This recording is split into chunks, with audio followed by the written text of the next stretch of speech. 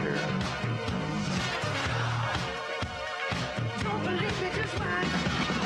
We're back on the Morning Brew with friends, and this is Cathy McGill. It is so great to see you. It's good to see you, too. I used to see you out everywhere. I know. And then you disappeared. Well, I didn't quite disappear. You started this organization. I did. And that's kept you super busy. It has. That's good. So I sort of transitioned from, being out performing. As a singer, one of the greatest voices in Albuquerque. And doing more community organizing work within the Black community. And you started the New Mexico Black History Organizing Committee. I certainly did. What are you organizing or committeeing on? Well, I'm organizing a group of people who are really invested in celebrating, commemorating, and acknowledging the accomplishments of the Black community with an end goal of promoting true multiculturalism in New Mexico. Yeah. Excellent. Well, I've always thought New Mexico's a lot closer to that than other states. I've always felt that we're, at least in my experience. Right. We are a majority-minority state. We are. Which is great. We are.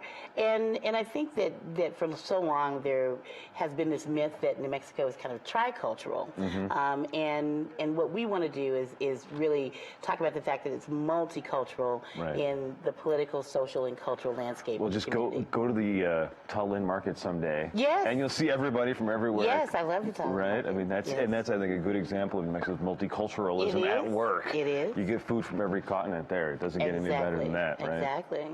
Right. Yeah. So when did you start the committee?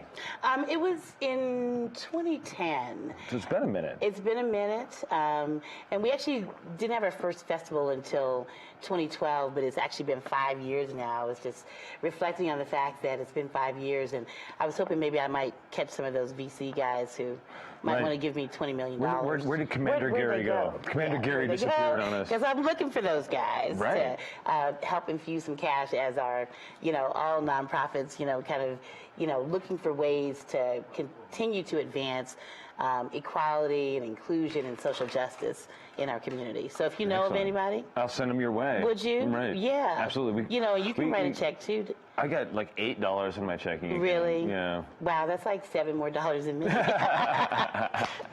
I love it. Well, before we forget, you actually through Footprints, right? Which is right here. It's the theme. It's the theme this year. Right. We have a cool little commercial. Why don't we go ahead and run that? Okay. We walk in the footsteps of those who came before, making great strides from Estebanico to the Buffalo Soldiers to those who stood on the front lines of the Civil Rights Movement. Ours is a rich history that strengthens us to forge a path towards a powerful future. Honor your ancestors. Honor yourself. At the 5th Annual New Mexico Black History Festival. Oh, that's cool. It is. Did you narrate that? I did. It sounds great. And it was animated by a young woman who grew up here, was homeschooled by her fabulous mother, Ramona King, and she now lives in Atlanta, but she still reaches back to us and does stuff. So Tamron King, she's amazing. Look out for her. So Footprints is actually it's more than just this. This is just the program for the entire festival, the 5th annual festival, and it is going on. This is the 1st to the 20th, also all month. All month. All month. February is Black History Month. And so we might are as well have celebrating something every day?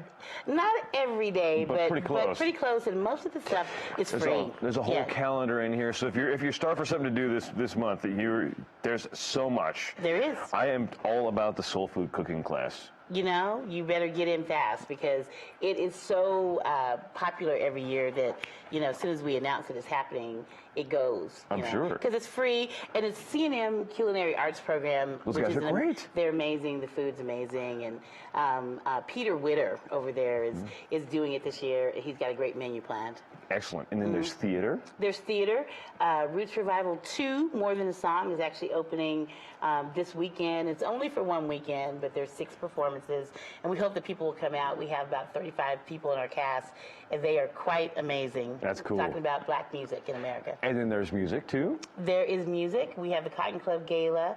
Funkalicious, you'll like that. I think you're kind of like a funk kind of guy. I love funk music. You love funk music? I do. I bet you can dance. I can. Yeah. Someday I'll tell you about the night I spent at Sundance when I saw George Clinton. Oh, yeah. I love George Clinton. Right?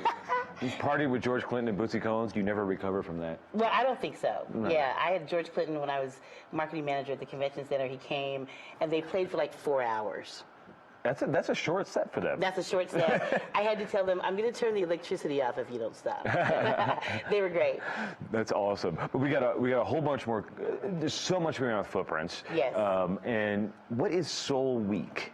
Oh, Taste of Soul Week is just an opportunity to celebrate the contributions that African Americans have made to the culinary palette in America. So we're talking about soul food, and we're also talking about... Is that next week? It's next week. We're also talking about supporting Black-owned businesses. So we have the Cotton Club Gala, which will be entertainment and great food from Nexus Brewery. Love Nexus. Don't you love Nexus? Yes, I had a beer over there just the other day. Chicken and waffles. Right. Come on, get some chicken and waffles. The only place I think maybe in the state you can get chicken and waffles is at Kim's place. No, there's a lot of other places, but maybe one of the best places is at Nexus Brewery. And you could not meet a nicer guy than Kim Carson and his family.